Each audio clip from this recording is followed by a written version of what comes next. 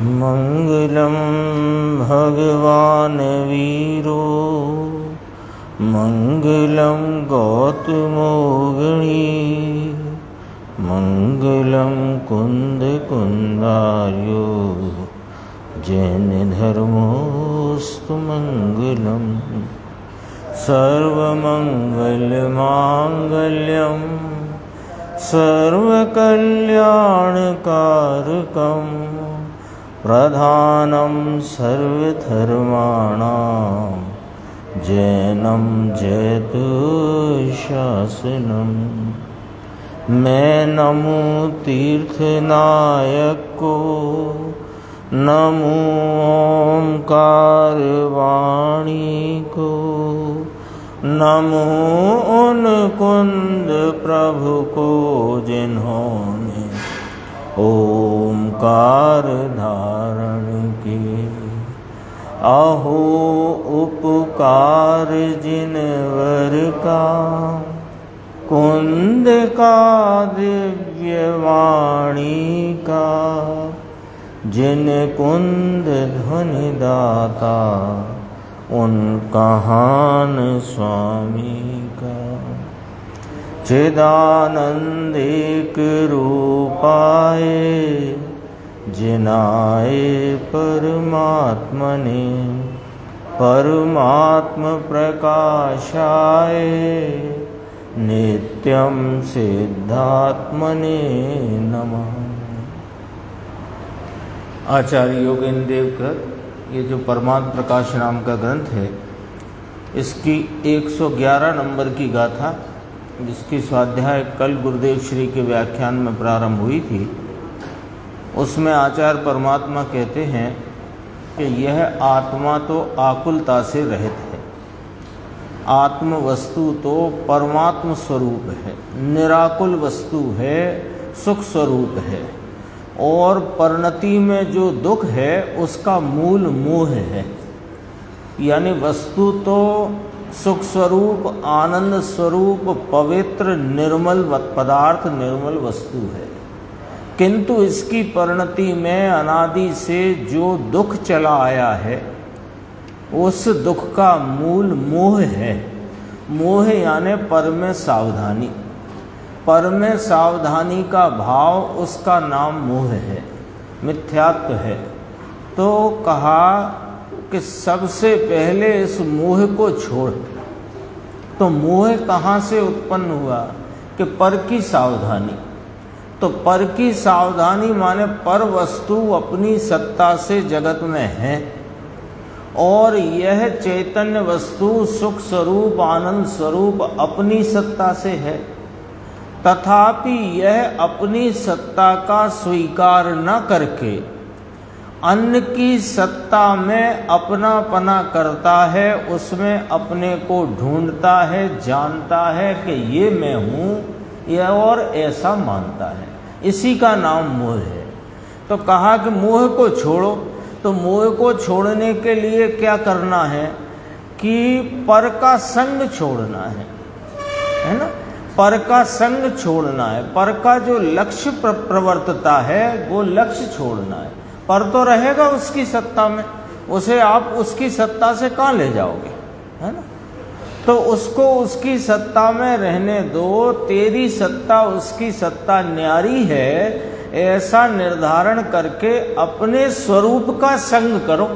यानी इस निसंग आत्मा का, इस अपने ज्ञायक भगवान का लक्ष्य करो, पर का लक्ष्य छोड़ो। ये मोह के मिटने का उपाय है, वो इस गाथा में यहाँ कहा गया। तो टीका भावार्थ में बहुत स्पष्ट किया कि स्त्री पुत्रादिक तो वे तो प्रत्यक्ष दूर हैं, पर ये शरीर और शरीर के लक्ष्य से होता हुआ जो रागादि विकारी भाव है उसे छोड़ो। तो कैसे छोड़े, कैसे छोड़े शरीर को, कैसे? स्त्री पुत्रादि तो प्रत्यक्ष बाह्य दिखाई देते हैं, अन्य दिखते हैं, भिन्न दिखते हैं, लेकिन इसे, ये तो साथ में ही रहा हुआ है ना, इसे कैसे छोड़ें? तो कहा इसको नहीं छोड़ना, इसका लक्ष्य छोड़ना है। और इसके लक्ष्य से जो अनेक जगह तेरा चित्त और उपयोग भ्रमित होता है, उस चित्त उपयोग को उधर से हटाना है। तो ये सब कैसे होगा कि अपने स्वरूप का आलम्बन लेने से, है ना। बाहर में ओले बरसते हों, पत्थर बरसते हों, धूल उड़ती हो, अनेक प्रकार की बातें हो रही हैं बाहर, तो अब इन सब से बचना हो तो क्या करना, घर में आ जाओ। बाहर गोली चल रही हो, पत्थर बरस रहे हों, आंधी चलती हो, धूल उड़ती हो, पानी बरसता हो, ओले गिरते हों, धूप पड़ती हो, अनेक हो रहे बाहर। तो बाहर में जितना तुम दौड़ोगे उतना दुख है, तो उससे बचने का कोई उपाय बताओ साहब। तो अंदर आ जाओ, सीधे घर के अंदर आओगे, सबसे बच जाओगे। ऐसे ही अनेक प्रकार का दुख है ना। यहाँ तो पुण्य भाव को भी दुख कहा, क्यों कि वो बहिर्मुखता में उत्पन्न होने वाला पराश्रित भाव है। तो जितना पराश्रयपना है, जितना पराश्रित भाव है, वो दुख रूप है। वो शुभ भाव हो अथवा कि अशुभ भाव हो, उसमें कोई भेद करने की जरूरत नहीं है। तब यहाँ पर प्रश्न आया, देखो आज की चर्चा में से है, पुण्य को तो निराकुल कहो सा, पाप को आकुलता रूप कहो, पाप को वर्तमान आकुलता कहो, पाप को भावी आकुलता का कारण कहो, ये बात तो ठीक समझ में आती है। लेकिन पुण्य का भाव मंद कषाय रूप परिणाम, वो तो अभी तो निराकुल है। निराकुल उसने कहाँ से कहा कि आकुलता की कमी है। जैसे आप दुकान पे बैठे हो, किसी ग्राहक से बहस हो जाए तो वहाँ तो आकुलता है, ये बात तो सबको समझ में आती है। जो दुकान में बैठे हैं उनको भी और जो दुकान में नहीं बैठे उनको भी, ये तो आकुलता का भाव है, ये तो समझ में आती है। लेकिन उस आकुलता से हटकर जिनेंद्र परमात्मा की शरण में, शास्त्र की शरण में, गुरु की शरण में आए तो कषाय मंद हुई, तो ये तो निराकुलता हुई ना, कि ना ये निराकुलता नहीं हुई। ये तेरी जो आकुलता बहुत थी, घर गृहस्थी, खाना पीना, कमाना, भोगना, उसमें जो आकुलता बहुत थी, उस बहुत आकुलता की अपेक्षाकृत यहाँ थोड़ी आकुलता कम हुई, तो तेरे को लग रहा है कि वो निराकुल है। दरअसल वो है नहीं। क्यों नहीं कि आचार्य परमात्मा जिनेंद्र भगवंत क्या कहते हैं, यहाँ तो सीधी सच्ची बात है कि जितना पराश्रित भाव है वो आकुलता रूप है, दुख रूप है। देखो उसकी व्याख्या, पुण्य क्या है ना। पुण्य उसने पूछा ना, पुण्य को तो निराकुल कहो साहब, तो गुरुदेव ने उसको लॉजिक से समझाते हैं। पुण्य क्या है? पुण्य यानी राग, राग यानी मोह, मोह यानी आकुलता, और आकुलता यानी दुख। बोलो साहब, इस पूरी समीकरण में आपको कोई बात में कहीं गड़बड़ लगती हो, समझ नहीं आती हो, आशंका हो, बोलो मुकेश भाई। देखो ना, पुण्य माने क्या है? पुण्य राग भाव है कि वीतराग भाव है, अपने को निर्णय करना है। ये तो गुरुदेव श्री ने फरमाया 50 साल पहले, पर अपने को आज सुनने मिला, पढ़ने मिला, तो अपने को निर्णय करना है ना। तो बताओ, पुण्य का भाव, शुभ भाव, देवगुरु शास्त्र की भक्ति का, उनके प्रति का जो भाव है, बस आप तो इतना बताओ कि राग भाव है कि वीतराग भाव। पक्की बात है, जब राग भाव है तो मोह का भाव है। मोह नाम पर में सावधानी का भाव है, ठीक है। अब पर में सावधानी रूपी मोह है, वो आकुलता है। किसने कहा? कि आचार्य परमात्मा ने कहा है। देखो यही तो आ गया है। देखो, मोह वह दुख का मूल है, लिखा है टीका की प्रथम पंक्ति में है, आत्मा आकुलता रहित है, वह जो मोह है वो दुख का मूल है। तो मोह माने आकुलता, और दुख और आकुलता में कोई अंतर होता है क्या? एक ही बात है, पक्की बात। तो आकुलता अर्थात दुख, बात ऐसी है भाई, मार्ग पाठ है अंदर। इसी गाथा की टीका का पाठ सुनो। अनाकुलत्व लक्षण पारमार्थिक सुख विलक्षणम आकुलत्व उत्पादकम। कौन? ये पुण्य। अपन नक्की कर चुके पुण्य काहे में रखा, राग में कि वीतराग में? राग है वो मोह है, मोह है वो आकुलता है, आकुलता है सो दुख है। ठीक है, इस समीकरण में कोई दिक्कत है नहीं है। अब कहते हैं कि फिर पुण्य है क्या?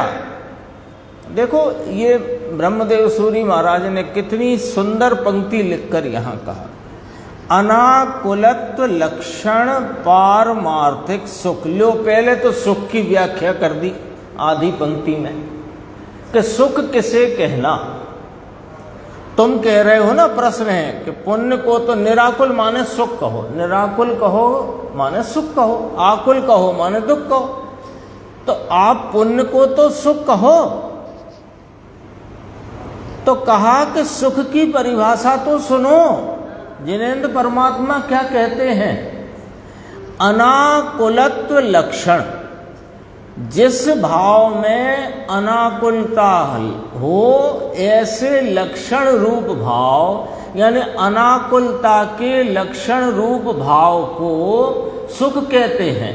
पहला तो वह सुख है कैसा कि पारमार्थिक सुख है।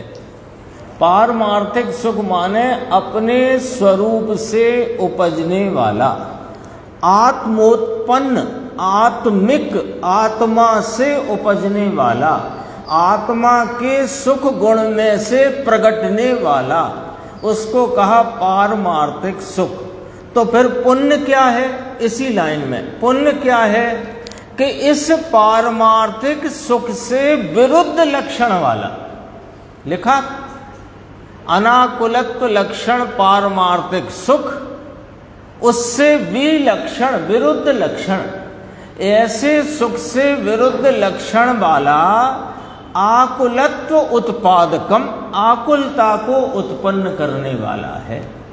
ऐसा है संस्कृत में।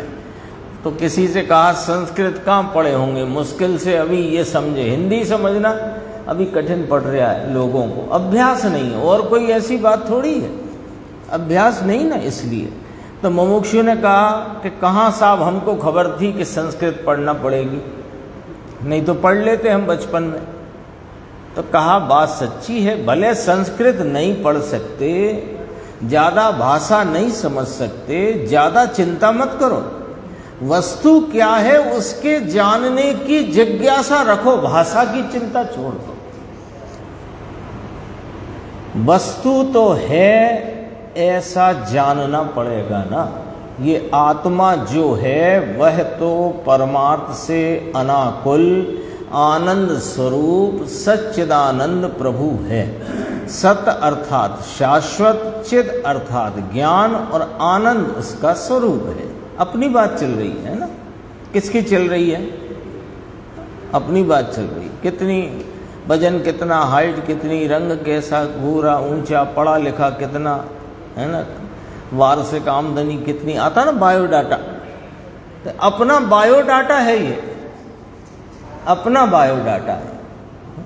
वो बायोडाटा तो इस चमड़े का है, और वर्तमान पर्यायों में जो पराश्रित पना है उसका है।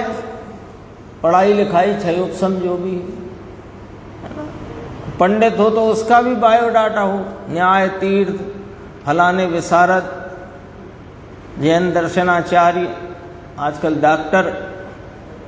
ये बायोडाटा है नहीं हमारा, हमने उसे अपना माना है। यही तो मोह है और ये दुख का मूल है। तो फिर हमारा बायोडाटा क्या? देखो एक शब्द में खत्म होती है बात, सच्चिदानंद। बस, ज्यादा लंबा चौड़ा नहीं।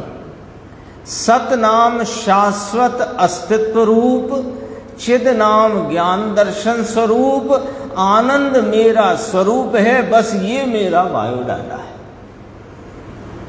सम्यक दृष्टि का विषय वह अनाकुल आनंद स्वरूप आत्मा, वह सम्यक दृष्टि का, दृष्टि में सम्यक पने की प्राप्ति का विषय क्या?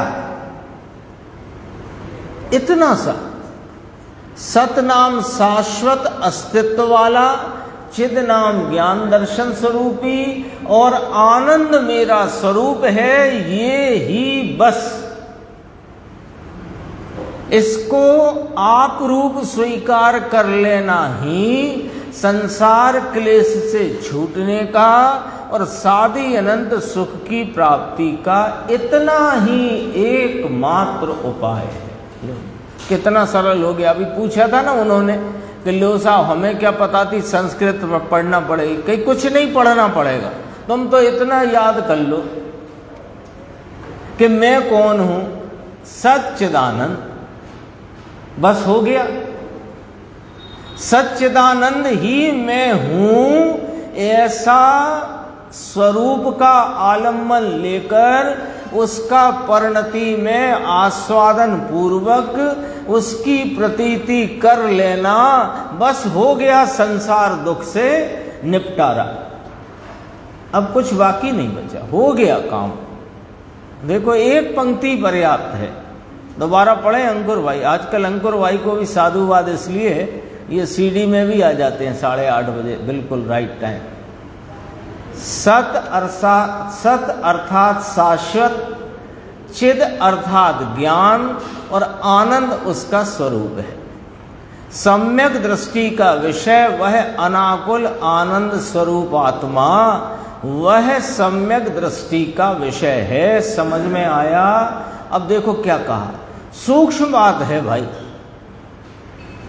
मुझे तो लगता है जब गुरुदेव श्री अपनी व्याख्या में जब कहते हैं सूक्ष्म बात है भाई, तो मुझे ये लगता है कि अपने को इसकी सूक्ष्मता पकड़ में आई कि नहीं आई, है ना। यूं ही तो नहीं कह दिया उनने सूक्ष्म बात है, तो कुछ बारीकी तो है, तभी तो कहा। देखो यह बारीकी है, आगे जाओ, यहाँ बहुत सारी जगह रहती है, यहाँ से देखने में भी दिक्कत ना हो। तो देखो सूक्ष्म बात है भाई, ऐसा जो कहा, तो इसमें सूक्ष्मता क्या कि इसमें सूक्ष्मता मात्र इतनी है कि तुम्हारा जो नजर, तुम्हारी जो उपयोग की दिशा जो बाहर की ओर जाती है, उस बाहर में यह आत्मा है ही नहीं, मिलेगा नहीं, वहां रहा ही नहीं है। यह आत्मा तो सत चिद आनंद स्वरूप अपने स्वरूप सत्ता में, अपने असंख्यात प्रदेशी क्षेत्र में, अपने अनंत गुणात्मक स्वरूप में चिदानंद रूप से रहा है। सो इसको यहां देखना ये सूक्ष्म है, सूक्ष्म बात है भाई। परमात्मा जिनवर देव त्रिलोकनाथ किसे अनाकुल कहते हैं और किसे आकुल कहते हैं। आकुल नाम दुख रूप कहते हैं और किसे सुख रूप कहते हैं। पुनः पढ़ेंगे वो संस्कृत की लाइन, दोनों एक ही लाइन में दोनों की बात है। सुख किसे कहना और उससे विरुद्ध लक्षण वाला दुख है, होता है कि नहीं। यदि आपसे कहा इधर पूरब है तो आपको पश्चिम बताने की जरूरत नहीं है, अब अपने आप मालूम पड़ गया ना। आपसे कहा ये हाथ बायां है तो अब दायां कौन सा है ये बताने की जरूरत नहीं। तो सुख क्या है जब ये मालूम पड़ गया, तो दुख निश्चित उससे विरुद्ध लक्षण वाला है। वो देखो कितनी गजब की बात कही ब्रह्मदेव सूरी महाराज। अनाकुलत्व लक्षण पारमार्थिक सुख, जिसका लक्षण अनाकुलपना है, जिसमें आकुलता नहीं, ऐसे लक्षण वाले भाव को पारमार्थिक असली वास्तविक सुख कहते हैं। और इस सुख से विरुद्ध लक्षण वाला जो कोई भी है, चाहे वह पुण्य हो पाप हो, कषाय की मंदता हो तीव्रता हो, पराश्रय में चाहे प्रशस्त का पराश्रय हो चाहे अप्रशस्त का पराश्रय हो, वो सब इससे विरुद्ध लक्षणम आकुलत्व उत्पादकम, आकुलता का उत्पादन करने वाला है, वह दुख है। तो लो अब जितना पर अब नक्की करना कि नहीं करना, क्या नक्की करना, क्या नक्की हुआ कि जितना पराश्रित भाव है, चाहे प्रशस्त निमित्तों की तरफ हो चाहे अप्रशस्त निमित्तों की तरफ हो, जो कोई भी राग रूपता वाला, कषाय की तीव्रता या मंदता वाला जो भाव है वो दुख रूप है, और स्वयाश्रित भाव जो है वह पारमार्थिक सुख स्वरूप है। इतना तो निर्णय करना है ना। जब बात इतनी चली, 10-15 मिनट 20 मिनट बात चली, तो उसकी बात में क्या निर्णय निकला? ये निर्णय निकला। देखो आगे चलते हैं।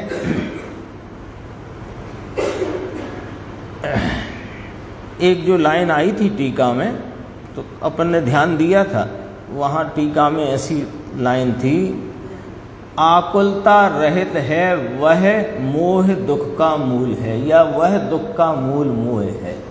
देखो दिखाऊं टीका की लाइन, देख लो तभी वो समझ में आएगी बात।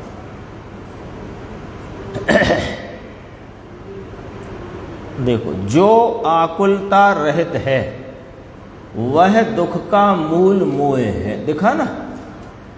अब पढ़ने वाले को ये लगा कि साहब ये गलत लिखा हो गया, इसको ऐसे लिखना था, जो आकुलता सहित है वह दुख का मूल मोह है। कि नहीं वो सही लिखा है। जैसे अभी अपन ने पढ़ा ना, दुख की परिभाषा पढ़ी ना, अभी दुख की परिभाषा पढ़ी संस्कृत में, है ना। अनाकुलत्व लक्षण पारमार्थिक सुख विलक्षण आकुलत्व उत्पादकम, वो दुख है।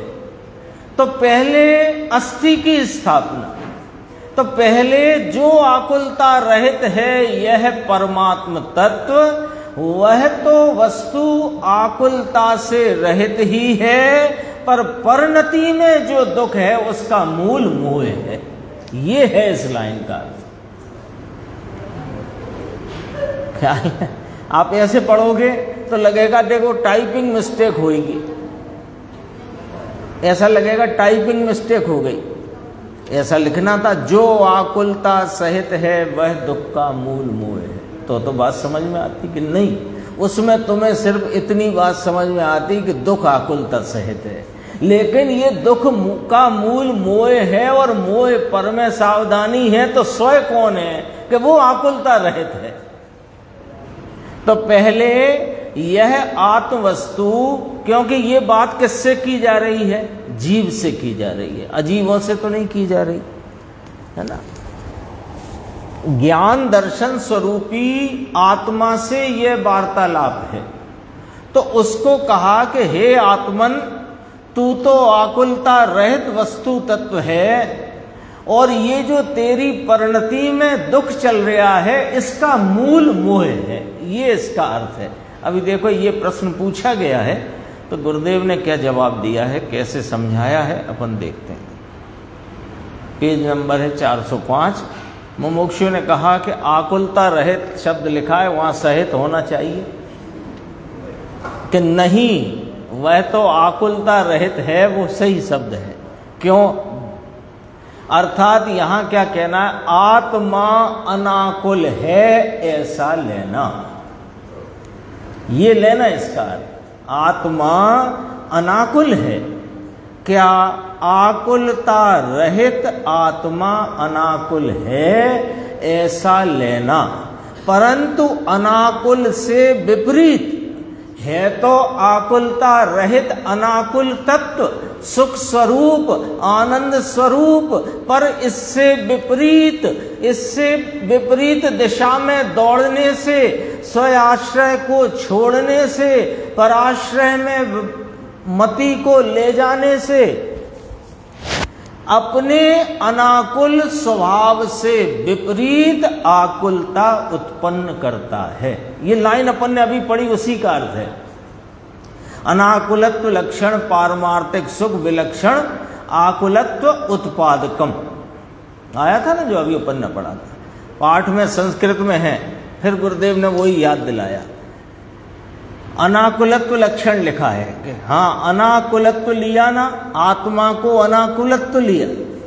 अनाकुलत्व लक्षण पारमार्थिक सुख विलक्षणम, आकुलत्व उत्पादकम दुखम सहमानम पश्यति।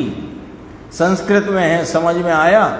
जिसकी दृष्टि अपने आनंद स्वरूप भगवान के ऊपर नहीं, उसकी दृष्टि पुण्य और पाप तथा उसके फल के ऊपर है। वे सब दुखी, आकुलता उत्पन्न करने वाले दुखी प्राणी हैं। गजब बात भाई, लो इसमें क्या गजब हो गया।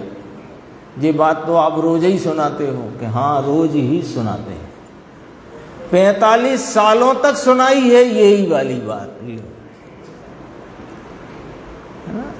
इसमें कोई पुनरुक्ति नहीं लगती है। सुनना जरा, कल एक बात आई थी ऐसी कहीं से, तो आगम में पुनरुक्ति दोष लगता है, आगम की व्याख्या में, अध्यात्म में नहीं लगता। सुनो कैसे, जैसे आगम की व्याख्या है कि नाम कर्म की 93 प्रकृतियां, उत्तर प्रकृतियां, नाम कर्म 93। अब 93 के नाम एक बार लिखो, 93 के नाम 2 बार बोलो, 93 के नाम 3 बार बोलो, तो इसमें क्या हो रहा है, ये पुनरुक्ति दोष।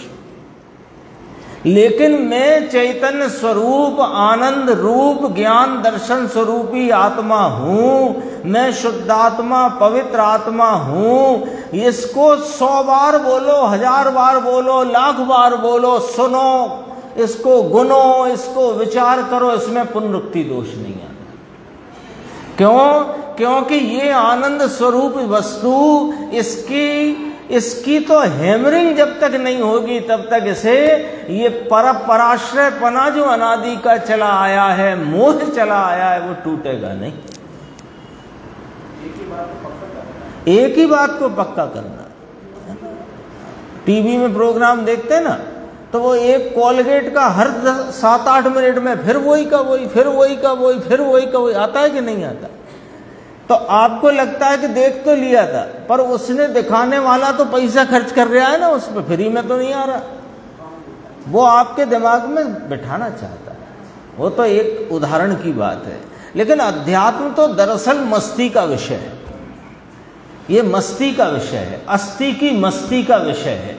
तो इसमें तो जितनी बार कहो उतना उसमें सुनने वाले को यदि जुड़ के सुने और कहने वाले को, दोनों को उसमें वह अपने स्वरूप के भाव की महिमा की वृद्धि होती है।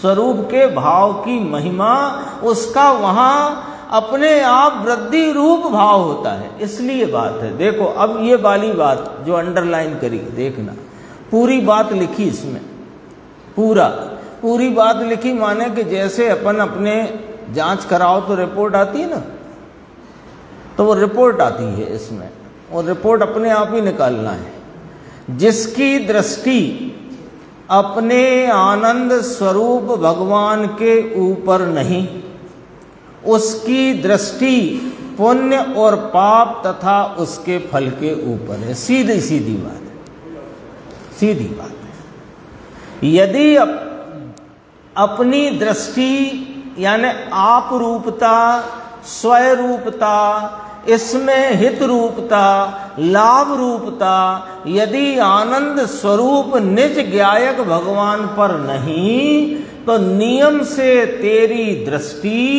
पुण्य और पाप तथा उसके फल के ऊपर है। कैसे साहब, हम तो ज्ञायक भगवान को प्राप्त करना चाहते हैं, पर्याय में प्रकट करना चाहते हैं, अनुभव करना चाहते हैं। चाहते वाहते हो, वो बात तो अच्छी कही आपने, लेकिन चाहने से नहीं होगा। क्योंकि चाहने की दृष्टि में पुण्य पाप पर दृष्टि है। क्योंकि तुम्हारी आत्मा को हम पर्याय में प्रकट करना चाहते हैं, ये तुम्हारी पर्याय दृष्टि है। और मैं आत्मा हूं ऐसा दृष्टि में लेना, उस पर्याय में वो दृष्टि प्रकट हो जाती है। कौन सी? सम्यक दृष्टि, सच्ची दृष्टि। अब इसको पलट दो, जरा पलट दो। जिसकी दृष्टि पुण्य और पाप तथा उसके फल के ऊपर है, उसकी दृष्टि अपने आनंद स्वरूप भगवान के ऊपर नहीं। तो दोनों तरफ से टेस्ट लगाओ, दोनों तरफ से। इधर से सिद्धांत खड़ा किया, अब हम कहां खड़े हैं? ये तो सिद्धांत खड़ा कर दिया। जिसकी दृष्टि अपने भगवान आनंद स्वरूप पर नहीं, उसकी दृष्टि पुण्य और पाप तथा उसके फल के ऊपर है, और वह सब दुखी, आकुलता उत्पन्न करने वाले दुखी प्राणी हैं। ये बात आई। अब अपन अपना टेस्ट कहां से लगाएं? कि जहां तुम खड़े हैं हम वहां से लगाया। तो यदि हमारी दृष्टि पुण्य पाप तथा उसके फल के ऊपर है, तो समझ लेना कि दुख का वेदन चल रहा है और सुख स्वरूप आत्मा पर दृष्टि ही नहीं है। आई बात ख्याल में आई? क्या कहना है? तो हम कैसे मान लें हमारी दृष्टि उसके फल के ऊपर है?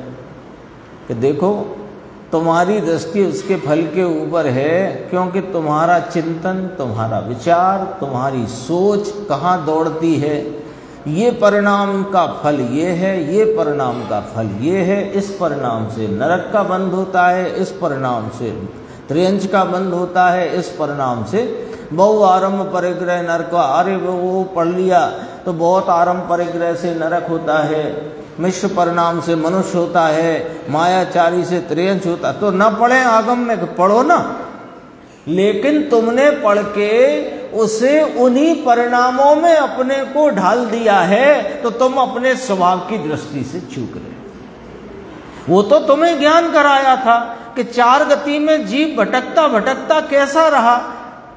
ये चार गतियों में क्यों भटका? कि जब इसके मिश्र परिणाम हुए तो मनुष्य गति मिली, जब इसके बहुत आरंभ परिग्रह के परिणाम थे तो नरक मिला, जब इसके कोई प्रशस्त परिणाम थे तो देवगति मिली, जब मायाचारी के परिणाम थे तो त्रियंच गति मिली। अब वे तो तुझे बताए थे तेरा पूर्व का संसार का हिसाब किताब, और तूने उस पूर्व के अनादि से संसार में रहे कि नहीं रहे। जरा लॉजिक समझना, अच्छी बात ख्याल में लेना जरा। अनादि से संसार में रहे कि नहीं रहे? तो अनादि से संसार में रहे तो हम संसार में कहां कहां रहे? कि चार गतियों में रहे। तो चार गतियों में क्यों रहे? क्यों करके देव हुए और क्यों करके नरक गए और क्यों करके त्रियंच हुए? तो बताया कि तेरे जब ऐसे परिणाम हुए उनके फल में इस प्रकार की गति हुई। तो वो तो तेरा पुराना इतिहास और भूल चूकें बताई थी, इसने अपने आगामी संसार को उसमें सेट कर लिया। ये क्या कर रहा है? अपने चैतन्य तत्व की यहां पुकार लगा रहे हैं आचार्य परमात्मा, जिनेंद्र परमात्मा। सो उनकी तो सुनता नहीं कि तुम्हारे इस परमार्थ सुख को देने वाले इस ज्ञायक भगवान का आलम्बन लो, इसकी पहचान करो, इसका निर्णय करके इसके आश्रय में जाओ। सो ये नहीं सुनता। तो ये क्या करता है कि अनादि संसार के इतिहास को जो आगम में कहा, उस इतिहास को अपना भविष्य के आगामी संसार में फिट कर लेता है। ऐसे परिणाम करूंगा तो ये गति मिलेगी, ऐसे करूंगा तो ये गति मिलेगी। अरे यहां गति से छूटने का परिणाम बता रहे हैं, वो क्यों नहीं करते? यहां तो गति से छूटने का, चारों गति से छूट जाने का उपाय बता रहे हैं कि कौन सा ऐसा परिणाम है जिसके परिणाम के परिणमने से तुम ये चार गति के दलदल से निकल जाओगे। वो बता रहे हैं कि तुम यह अनाकुलत्व लक्षण पारमार्थिक सुख स्वरूप वस्तु तत्व हो। अभी आया था ना, अपन ने पढ़ा है ना, सच्चिदानंद शाश्वत अस्तित्व वाला चैतन्य स्वरूपी आनंद स्वरूपी तत्व है। इसको पहचान कर इसका निर्णय करके इसका आलम्बन लो, चार गति से छूट जाओगे। समझाना ये था आचार्य भगवान को। पूरे जनागम में चाहे करणानि योग हो, चरणानि योग हो, द्रव्यानि योग हो, कथानि योग हो, सब में समझाना ये था कि तेरी अनादि से ये इतनी हालत खराब क्यों हुई कि अपने को भूल कर तू चार गति में भटका। तो चार गति में क्यों भटका? मैं देव में ही क्यों नहीं रहा? तो कहा कि तू ऐसे परिणाम से परिणमा तो यहां गया, ऐसे से यहां, ऐसे से यहां। अब वो तो तुझे ज्ञान कराया था और यहां आलम्बन लेने का उपदेश दिया, सो इस बात को तो कान न धरा, इसमें जुट गया कि अगली गति की सेटिंग कैसे करना है,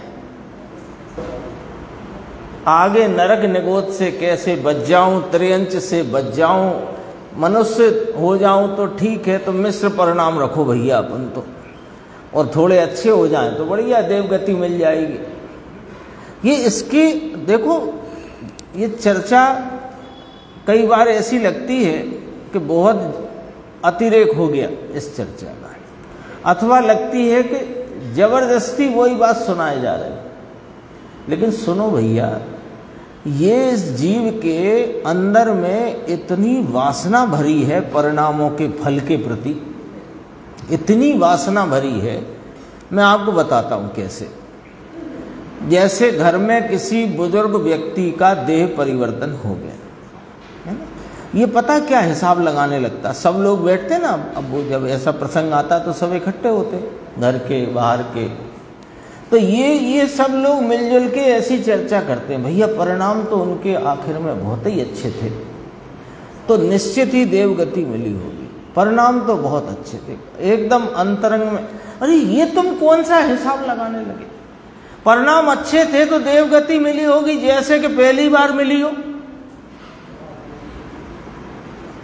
तुम ऐसा क्यों नहीं विचार करते कि अंत में उनको इस ज्ञायक तत्व का ऐसा अंदर में बल था कि निश्चित ही उन्होंने अपने भव भ्रमण को काट लिया होगा। तुम भी नहीं लगाना चाहते हिसाब, और उसकी तो वो जाने जिसका जो हुआ। तो ये क्या बता रहा है पता है मुकेश भाई, क्या बता रहा है? ये इसके अंदर परिणामों के फल की प्राप्ति की वासना कितनी गहराई से भरी है वो बता रहा है। इसलिए समझो कि जिसकी दृष्टि पुण्य पाप और उसके फल के ऊपर है, उसकी दृष्टि अपने आनंद स्वरूप भगवान के ऊपर नहीं है तो फिर उसका नुकसान क्या है कि उसके नुकसान की भरपाई करते आए हो और करोगे, क्योंकि यह दुख आकुलता उत्पन्न करने वाला भाव है। और ये जितने इस परिणाम में परिणमते हैं, स्वरूप की दृष्टि से बाहर रहते हैं, वे सब दुखी प्राणी हैं। ये चर्चा इसी गाथा में से है ना। मोह जगत के मोही जीवों को क्लेश में पड़ा हुआ देखो, चाहे वे अरबपति खरबपति हों, राजा महाराजा हों, देव हों, लेकिन स्वरूप के दृष्टिवंत नहीं तो उन्हें तो क्लेश में पड़ा। देखो आई थी ना चर्चा, देखो और आगे बढ़ती है बात। देखो ये थोड़ा लिया गुरुदेव ने नाटक समय सार का, पेज 408 है। परमात्म स्वरूप जो अपना आनंद स्वरूप, आत्मा परमात्म स्वरूप ही है।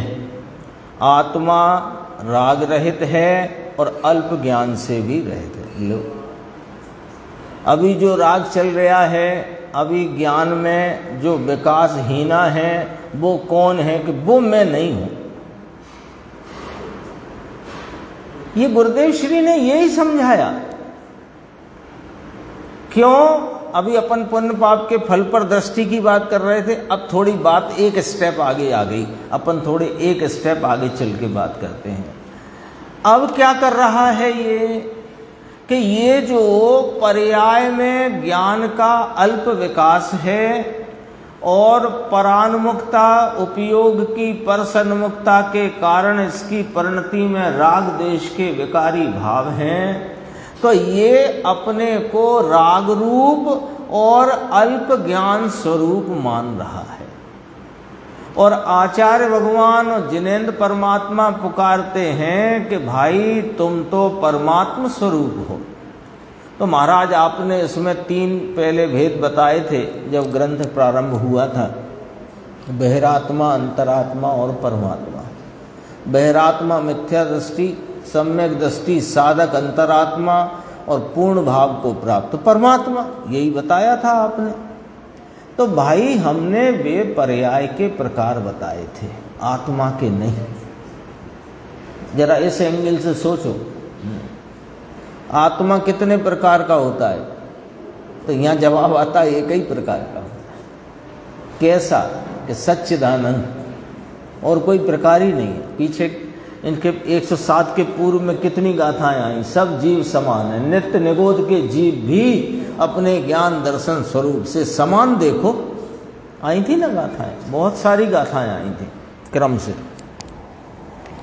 तो आत्मा कितने प्रकार का? एक प्रकार का, सच्चिदानंद स्वरूप है आत्मा।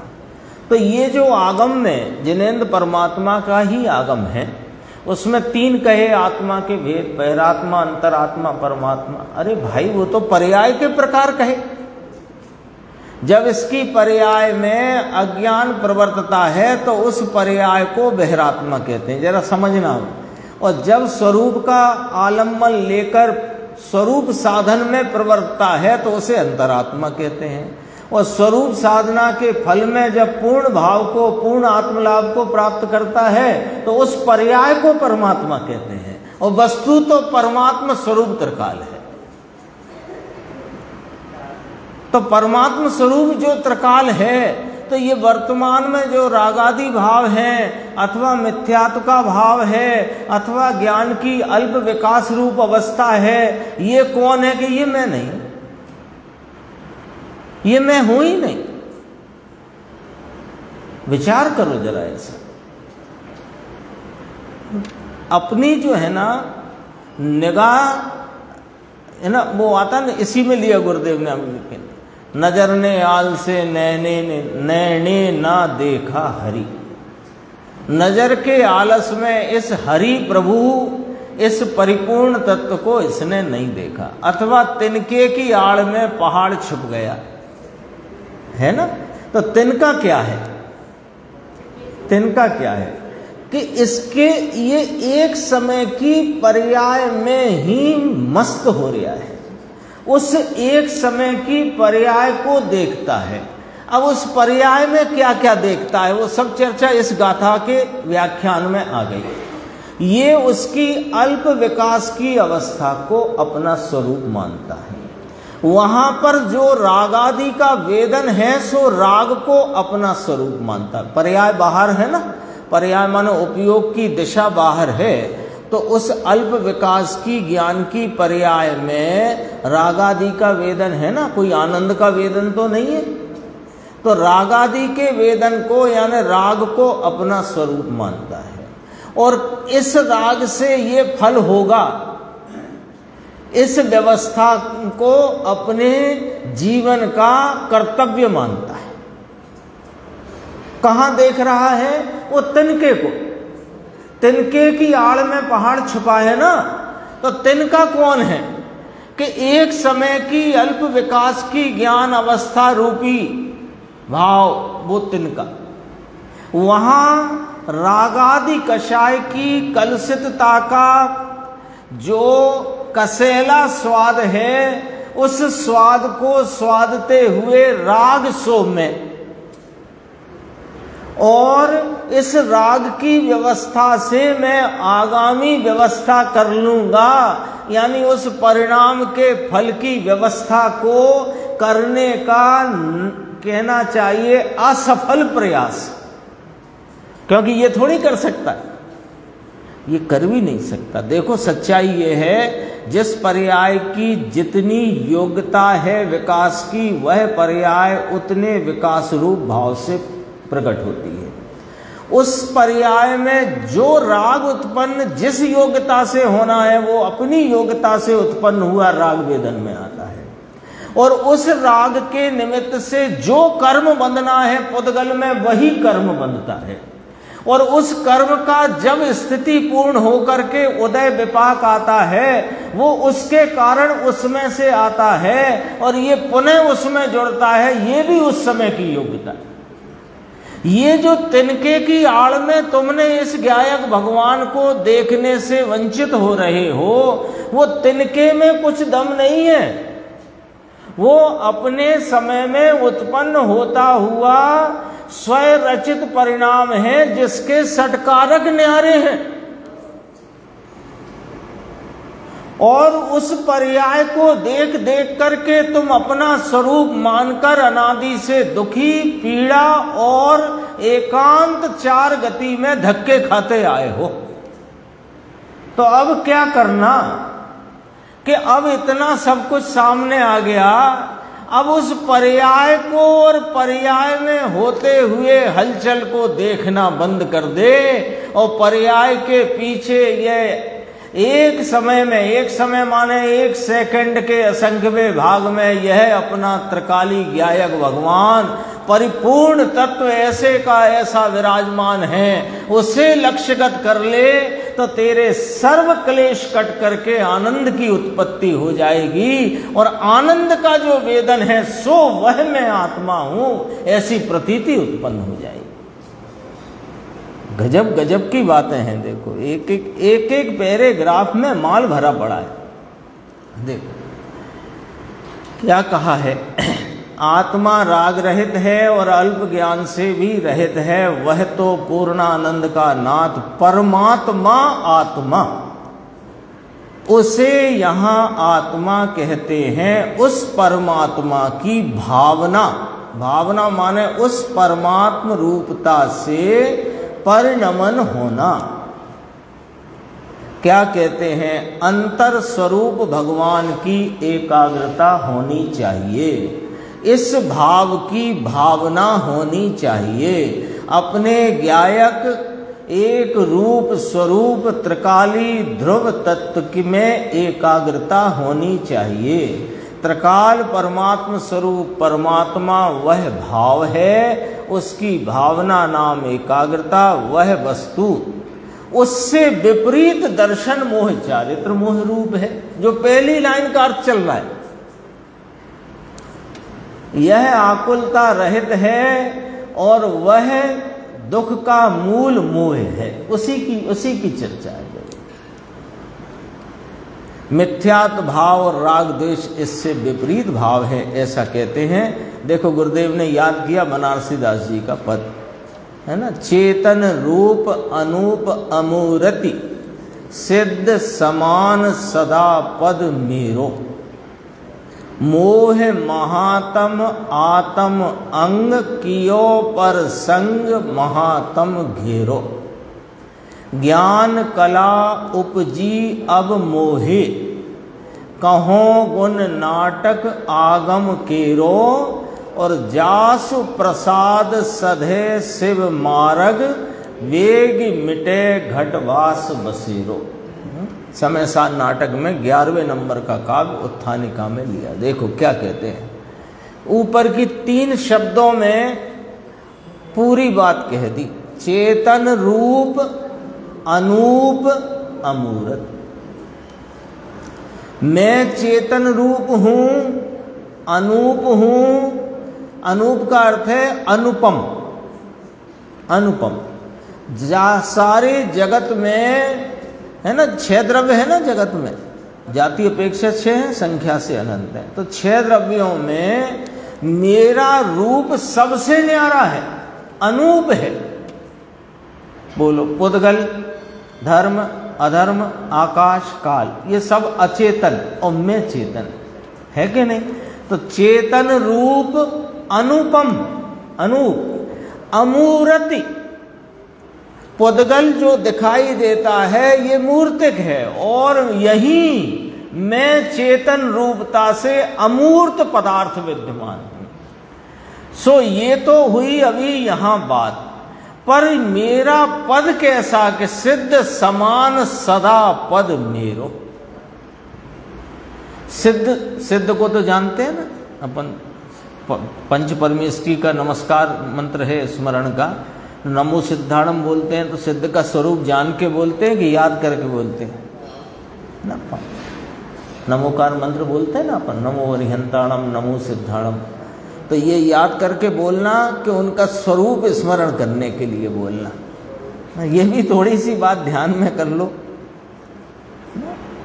बोलने के लिए नहीं है, बोलना भी क्यों कि उनके स्वरूप का स्मरण करने के लिए। भले जरूरी नहीं आप 9 बार पढ़ो, आप एक बार में ही यदि 5 पद का 5 परमेष्टियों का स्वरूप स्मरण कर लो, आपका 9 नहीं वो 108 बराबर है। और आप 108 बार असिया ऊषा करते रहो, उसमें कोई दम नहीं। स्वरूप का स्मरण होना चाहिए है। हाँ तो देखो तो अच्छा है, स्मरण तो करो, स्मरण तो करो। तो सिद्ध का स्वरूप क्या है कि जैसा आत्मा का स्वरूप है त्रैकालिक ध्रुव अकृत्रिम ऐसे का ऐसा, वैसा उनकी पर्याय में पूरा का पूरा प्रकट है। नाम उनने सिद्ध कर दिया है कि आत्मा ऐसा है, सिद्ध ने। तो सिद्ध समान सदा पद मेरो और मोह महातम आत्म अंग, यही गाथा का भाव चल रहा है। देखो अलग नहीं है कोई बात। मोह महातम, महातम समझ गए, अंधकार, महाअंधकार, मोह रूपी महाअंधकार का जो पर्याय में था उसका मैंने प्रसंग किया, यानी वो परद्रव्य है। मोह का अंधकार जो आत्मअंग माने पर्याय में वर्तता, वो पर्याय में वर्तते मोह के महाअंधकार को मैंने अपना स्वरूप जाना, इसलिए मेरे ज्ञान सूर्य का उदय ना हुआ और अंधकार ने ही मुझे घेर रखा है। मोह महातम आत्म अंग कियो पर संग महातम घेरो। अब क्या हो गया, 2 लाइन के बाद अब क्या हुआ कि मैंने अपने इस ज्ञान स्वरूप को अपनी वर्तमान ज्ञान पर्याय से जो देखा, वर्तमान पर्याय में परिणमते सर्व भावों का लक्ष्य छोड़कर इस ज्ञायक त्रिकाली अपने चैतन्य पदार्थ को जो मैंने अपनी ज्ञान पर्याय से देखा, तो ज्ञान कला उपजी अब मोही। मोही माने मोहे, अब यहां मोही माने वो मत लगा लेना मोहे वाला मोही, मोही माने मुझे। ज्ञान कला उपजी अब मोहे, अब मैं कहता हूं मेरे वह ज्ञान कला अंतरंग में उत्पन्न हुई है। ज्ञान कला जैसे सूर्य की चंद्रमा की कला होती है ना, तो कला माने वो उसका अंश, ज्ञान का आनंद का अनंत गुणों का निर्मल अंश मेरी परिणति में उत्पन्न हुआ है। सूर्य का उदय होता है, हल्का ही प्रकाश होता है ना, बहुत हल्का सा, लेकिन अंधकार को नाश करता हुआ होता है कि अंधकार को लाता हुआ होता है, नाश करता हुआ, भले बहुत सुबह की बात है। तो ज्ञान कला उपजी अब मोहे कहो गुण नाटक आगम केरो। गुणों का स्वरूप, नाटक माने स्वरूप, मैं आगम के अनुसार कहता हूं।